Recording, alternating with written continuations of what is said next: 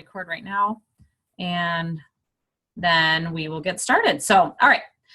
I am doing the Zoom call on creating killer challenge groups, and this is, and I'm not going to say that all my challenge groups are amazing or anything like that, but I do have some that are really great, and then sometimes they flop. So I'm not going to say it's foolproof, but I will say a lot of the time when I do put the time and energy into my challenge groups, there's a benefit from it. And we have to always remember that challenge groups are kind of like why we do what we do, you know.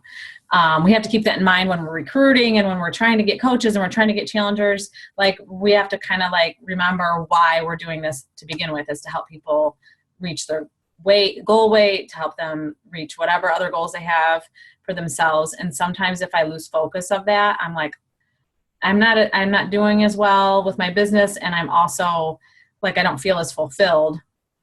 It's just something that really, and it keeps me motivated too when I'm seeing all these people like really excited and having these crazy results and like, oh my gosh, my nutrition was so great yesterday. And I'm like, oh, mine wasn't. And then it kind of snaps me back in. So it's good to kind of really pour yourself into it. And I had it in my mind that this month I was going to really pour myself into this challenge group before I went back to work because, oh, hey, Christy, because I knew that once I got back to work, I wouldn't have as much time. So I really wanted to put a lot of energy into it, and it's paying off. The group that I'm running right now has been really interactive, and I love that, which means people are going to have good results. So, all right, I'm going to share my screen and get to it.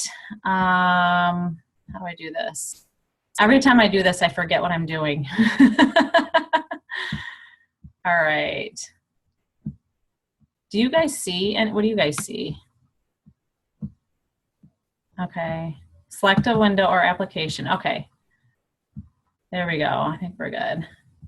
All right, now I'm at it. Why is it saying I'm signed out? That's not cool. Give me a second here. Apparently I signed out. Okay. So anyway, I'm going to show you some of the things that I have done there we go,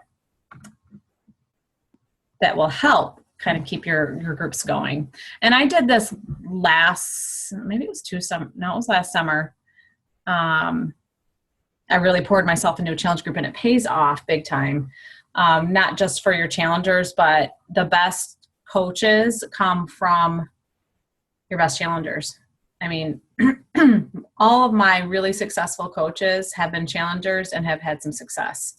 So, and I'm not to say that I haven't had successful coaches that were just people that I recruited right off the bat, and I do have those, but I would say, you know, probably my most successful ones are the ones that have had success. And it's not just that, it's that they believe in the products. So, and that's what we want, because I mean, really this business is about sharing what we love, and we have to love what we do. And so that's part of it. So why do we do challenge groups? Like I said before, it's to help others get the results that they want. So we can't just, and I'm not going to say I haven't been guilty of this, but just to kind of run a group to say I ran a group. Like, I've done that when life has been busy. I'm like, I got to do this challenge group, and then I'll put posts out, but they're usually not as successful. So I really need to, like, you know, you have to pour some energy into these groups, because we want to help them get the results. And the best way to help them get the results is running really good challenge groups. And like I said before, the best coaches start out as amazing challengers. And quite frankly, it makes what we do more fun. It keeps the fun in our business when we run really good challenge groups, because we're meeting really great women and men, because I have some men in some of my groups too, and it helps us stay accountable. So it just kind of I feel like it breathes life into me with the business, when sometimes, as you all know, business goes up and down, and that can be wearing on your emotions and your motivation. So when you're running a really good challenge group, it kind of keeps you uplifted, and it keeps you on track as to what we're here, why we're doing what we do. So the biggest thing, I would say the number one thing to create a really good challenge group is to create a good culture in your group. And that's just like a feeling. You want people to have a feeling when they get into your group. When they get in, they have all the feel goods in it when they get in there. You know, you want to make an attractive banner. something that's catchy. Don't spend too much time on it though. I mean, that's not what you have to spend a lot of time on, but make it bright and catchy. And I would suggest starting the group with a video that you created. Oftentimes I'll do a live video, and I'm just not one person to like put makeup on and get all prettied up for my videos. Maybe I should, but I usually am like, all right, I am who I am. And I think that's, people like to see you be you. And because we are real and we have all our struggles, and nothing that I do is perfect. So, but I have good days and bad days just like everyone else. But we do have something really positive and potentially life-changing to share with people. So I think that's important, that we make sure that we share ourselves. And I've noticed that when I do a video, I get more interaction in my groups. So do a video and sharing the expectations, what you expect from them and what that they can expect from you. So I make sure that before I start the group, I've kind of figured out, what do I want from this group? Am I going to make this like a fun group where they're going to earn points, and with points they can potentially win a prize, which I'll go into in a little bit. You know, that's, I sort of lay that out then. Like, what do I expect? I expect them to engage. I expect them to check it every day, you know, or whatever. And what they can expect from me is that I will show up, that I will be available to them, and I always tell them I check in with my challengers once a week on Sundays. I send them a private message. How was your week? How did you feel? You know, what were some of your challenges? And I talk them through it. So if they had a rough week, I can be uplifting and, you know, those type of things. But we'll talk about that in a little bit as well. Be fun and be energetic. Obviously, do the group with them. You know, we have to be products of the product, and they need to, it's just helpful to, you know, when they see that we're doing it as well. And I always, some people don't like to invite previous challengers. I always invite previous challengers. First of all, they have been through it, and they're not afraid to post in the group. They're not, you know, I have challengers that have been in my challenge groups 10, 12 times, and I'm totally cool with it because they're loving their Shakeology and they're continuing to drink it. They're getting better results, and they help with the engagement in my challenge groups. So there's a lot of benefits, and I've created really good friends too. Like, I have one girl that we've become really good friends. I've never met her face to face. I have more than one of those like that, but I'm just thinking of one in my mind right now. She's in all my challenge groups, and she's getting great results. And I am more than happy to have her in all my challenge groups. And like I said, some coaches are like, no, I put them in a general challenge group after they've done one. No, I let them do as many as they want. And I'm upfront with people when they buy a challenge pack. They're like, oh, it's $140. And I'm like, well, it's you know, you pay that, but you can be in any challenge group and forever. You know, I tell them, you know, basically that's just that one time, and you can choose to continue to drink Shakeology if you want, or, you know, you don't have to. I kind of leave it open like that for them to, just so they kind of know. I'm pretty open about that. And facilitating activity is super duper, you know, tricky. And I think that sometimes people struggle with that. And I have too, and sometimes it depends on the constellation of women or men. Sometimes it depends on different things, but I try to pull all my tricks out of the bag to facilitate the best activity I can. I like to give a big prize at the end. I don't always do that. It's not always a motivator for everybody, but I like doing it, and it's fun to have a winner, you know, in the group. Like this group that I'm doing, I have an extra DVD set of 22-minute hardcore, so I'm going to give that out as the prize at the end. And the way I've calculated with my group is I have daily challenges where I assign point value to, you know, like one was share your whoops, I'm like echoing for some reason. Like, take a picture of yourself doing a funny yoga move, and you get X amount of points, and then you get X amount of more points if you put it on your personal page. And I kind of have to trust people whether or not they put it on their personal page, because quite frankly, go get some water then. This is what she just showed me. Oh, you guys can't see it. She just wrote me a sign that says I am thirsty. I'm like, go get some water. But anyway, so the points, what was I talking about?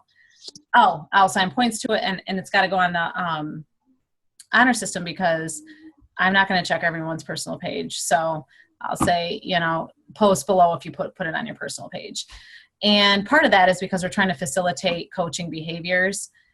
So if and when you address it with them, talk to it with them, you're like, you are already doing these behaviors to begin with. So, I mean, why not get paid for it? So that's kind of the reason why I do that, and to increase that comfort level of sharing their progress, because not just them potentially becoming a coach, but they can inspire other people and, potentially bring them along in the journey. So I also do like this group, I'm doing weekly prizes, just small, like I'm doing a sample. Like I sent out a sample of something from the performance line to the winner this week. And it was just, I think I did a drawing, actually. I don't remember how I did it this past week, but you determine how you want to do it. You could do a drawing out of the people that engaged or the highest number of points for the week. And I try to weekly post in the group on Sunday nights, like where everyone stands, so they kind of know, like, ooh, I got to pull it together, or, I got to really get into it, whatever. And then at the end of the challenge, I also award points based on percentage weight loss. People, I make it optional if they want to share their weight with me. I tell them it's private. Most people actually share with me their weight and then their weight loss each week. What do you need? I spilled yogurt.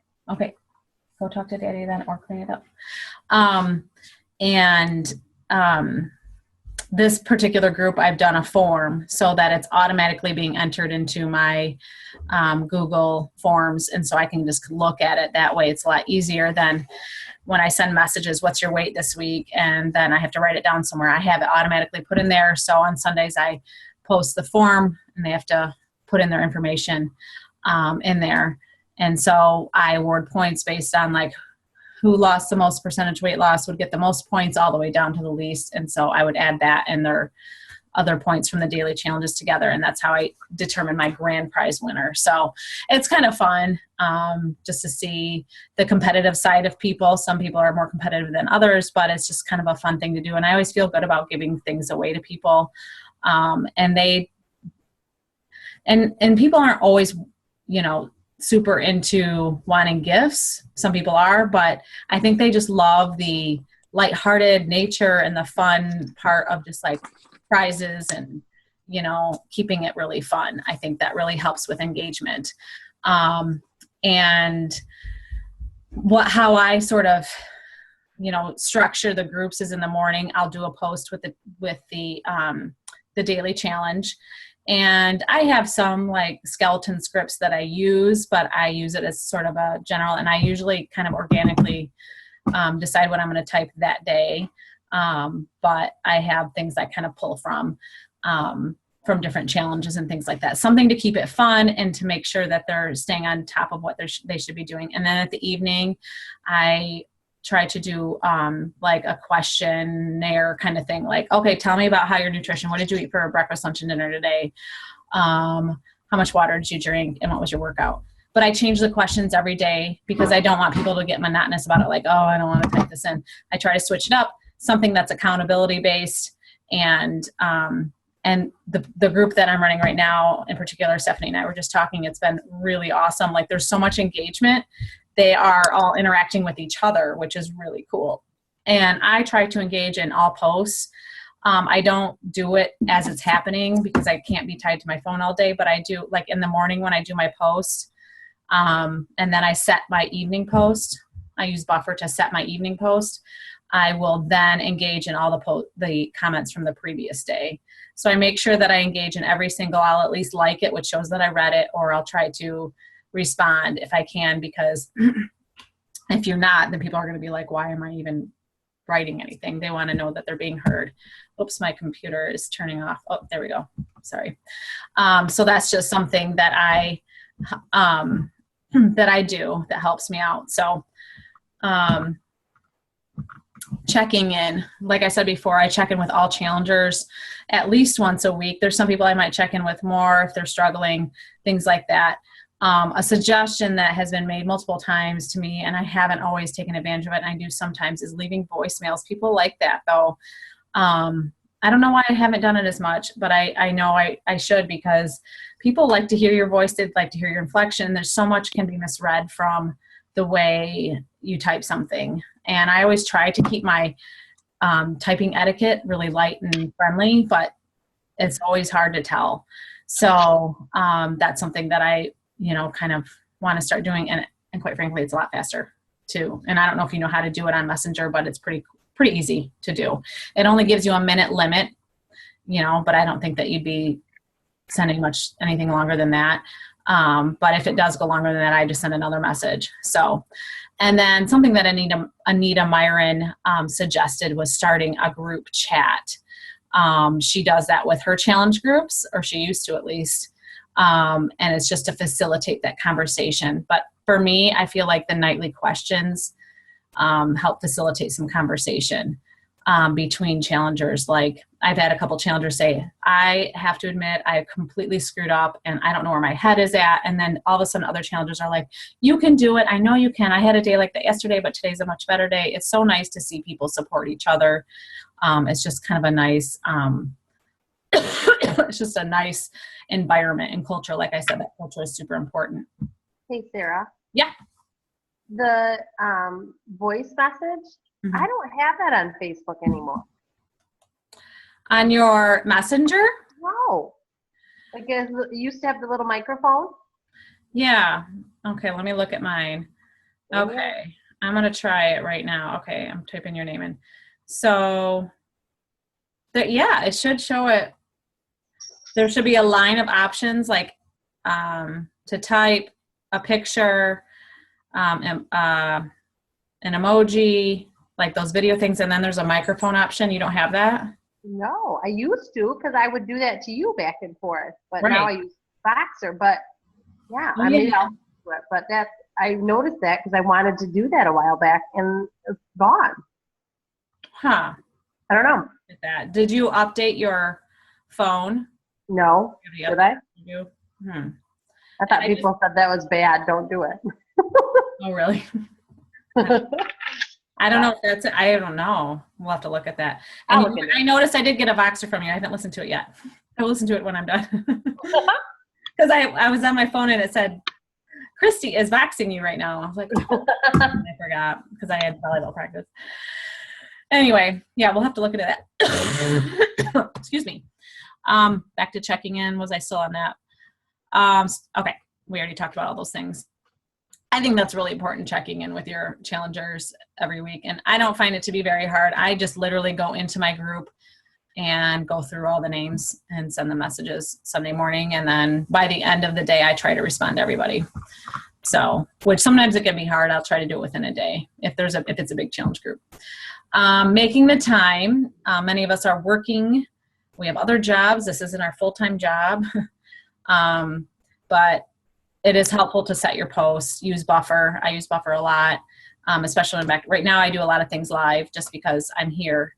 But I'll be going back to work in 11 days and I will be back to using Buffer all the time to set my posts. But I want to caution, and I've been guilty of this before too, when I do Buffer, I don't always go back, and for some reason I'm a little more checked out than I should be. So you just got to make sure that you're going back into the group and checking, and engaging and things like that. So set the posts on the weekend so you don't have to get up and make your post or whatever. The only thing I will say, you can't set a post for, if you want to add a file, you have to do that live unless I'm mistaken.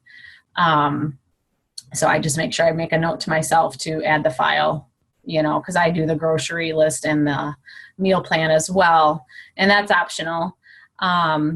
I feel like people like it, but they don't always use it. But at the same time, people like the ideas that are strummed up with the meal plans. And I know a lot of people print them out and use them for future reference, which is totally fine. I feel like with this business, the more we give, the more we get out. So I feel like just pour into these people and it'll always be a good thing. Also save a time saver, have them track their own points. Right now I am tracking everyone's points just because I have the time and I like doing that kind of stuff. But when I get back to work, I will not have the time to do that. I will have challengers track their own points and it will be on the honor system, and they will privately message it to you so that they don't know what everyone else's points are. So it'll be less likely to have people cheat. and then use the forms like I talked about, the Google Forms to track weight loss. It's just easier. You create the form, you post it on Sunday, they fill it out, and then it pops into your Google Drive so you can kind of see what's going on without having to pull it out of them or whatever. I just feel like the weight thing, and some people are private with it, and I always make it optional, but I feel like it does keep people account. It helps them be like, oh, I have to report this to somebody. I know for me, it's the same way. Like if I had to report it to somebody, I would be a little bit more likely to make sure I'm on top of things that week. Accountability, again, the forms, remind the people in the group that you'll be checking in with them weekly. And if you don't see someone engage, I highly encourage you to reach out to them. You know, if you're seeing that they started strong and they've been fading out, reach out to them, send them the voicemail if you can, and just kind of tell them that you're there for them, what's going on, remind them of why they started, why they wanted to do this accountability group. Sometimes people need to be reminded to be brought on track because, let's face it, a lot of people in all good intentions start fitness journeys and then stop after someone's listening to music, stop after, a few days or a week. I mean, that's like the New Year's Day kind of thing. And that's why we do what we do, is because we have to be those people to help make sure that they finish. So if someone fades out, don't just be like, all right, they're out. Like, reach out to them. Hey, I'm here for you. What can I do to help you get back on track? Because remember, this is what you said you wanted, and I want to help you get there. So that's really important. And constantly facilitate that coach-like behavior. Encourage them, make that part of your challenges, is having them post. And some people will never do it, and that's okay. If they're not comfortable with it, they don't have to do it. But those probably aren't the people that will be potential coaches for you. And that doesn't mean you can't still help them, but you are finding out who is willing to put themselves out there, who wants to help other people, who wants to share. You're going to find out who your potential coaches are through that. And then obviously keeping Shakeology a constant topic throughout, because we want to keep people on Shakeology, because obviously it is the thing that helps people reach their goals. It helps fill all their nutritional needs. It's a meal replacement. It helps with metabolism. It's such a great product, and it's our biggest seller. It's what keeps, it's kind of like the glue with Beachbody, I think. So it's really important. Now, there's one resource I want to share with you that I found that I've used, and it's from Anita Myron. She has got this website. She has all her resources on, and it's so amazing. So I'm going to tell you it. And she kind of leaves it open. It's not like you have to be on her team to access it. It's called thaicoaches.blogspot.com. And then you'll see all her flip cards.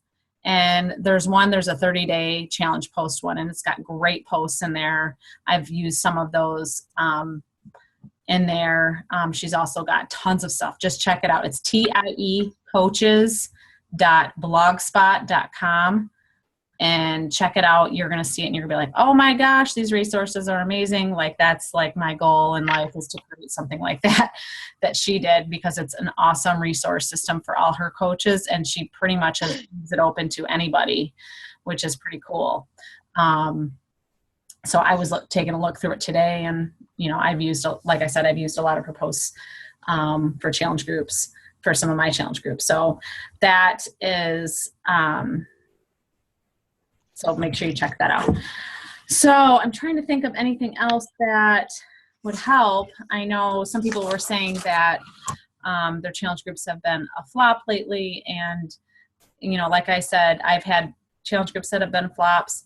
I always stick them out anyway, but I really think it has to come from where our intentions are, because when I think back and notice the challenge groups that I struggle the most with, is I knew my heart wasn't into it. So I have to, when I enter a challenge group, I enter it with the intention of pouring myself into it, meaning that I'm going to be there. I will show up every day. I'm going to be available to my challengers and things like that, and they will respond to that. And again, I feel like, and bring other coaches in too. Like, I am just the type of coach where I'm running a challenge group. If you want to be in it, be in it. Like, I'm not one of those people like you can't invite your coaches in or anything like that. So anyone in my downline is always open to it. And I like that because it brings such different flavors and different leaders in there who I know are going to engage. And when people see other people engage, they're not afraid to engage in the group. So I just find that to be helpful. So that is everything I had to share. I don't think I have any more slides. Do you guys have anything you wanted to share for the good of the order? So you guys have all run good groups before. This is, I'm recording it so that other people can, see it later. I have a couple of things. I just remember the session that we went to at Summit, and I forget who did the session, but the Rockstar Challenger. Oh, yeah. And so I did do that with my August group.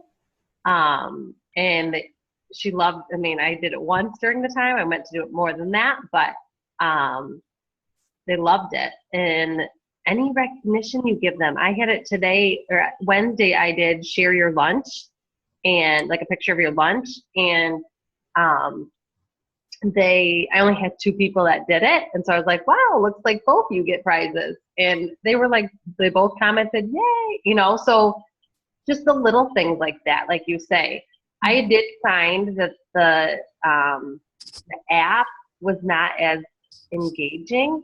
Mm-hmm. People, and I did a form after that and just said, those of you that have done both, can I have your opinion on it? Just because, I wanted to know what the challengers thought with Facebook group versus the app. And a lot of them liked Facebook just because they felt like they were on it already. And so then they could check in and, engage more, I guess. But then I have had people that have commented, I felt like I was on Facebook too much with, the challenge group. So I guess, you kind of got to see what, happens. But these were really good reminders. And then what was the other thing?